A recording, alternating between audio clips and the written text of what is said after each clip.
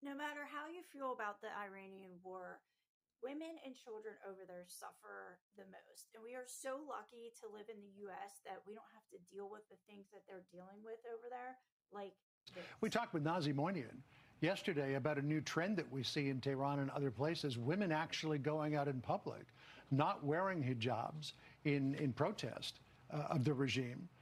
They're prepared to put their lives on the line for this. But again, when we see the punishment that was handed down to Paris to Almaty, they really are taking a huge risk. Yes, and this is where the United States plays an immense role when keeping the pressure against the IRGC. Because people forget that the Islamic Republic is a revolutionary state. It needs people to believe in its revolution so that it can spread it around, not just in the Middle East, but across the globe.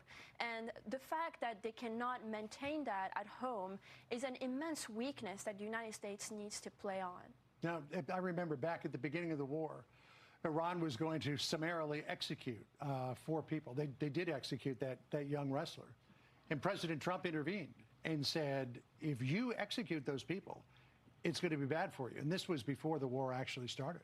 Do you believe that in Paris Almaty's case, the president should intervene and say, don't you dare whip that woman 74 times, or anybody else who commits the supposed crime of not wearing a hijab? Yes, absolutely. I think that he's got the power to do that. Absolutely. I think that President Trump should put immense pressure, because the truth is the Islamic Republic is just not as strong as it was, and it's not going to be.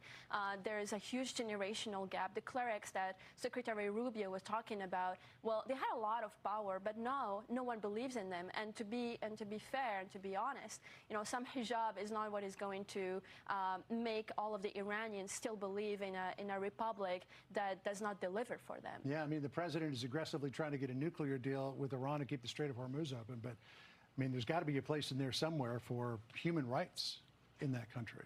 Yeah, I think that the MOU or the negotiation talking point should have something on this as well.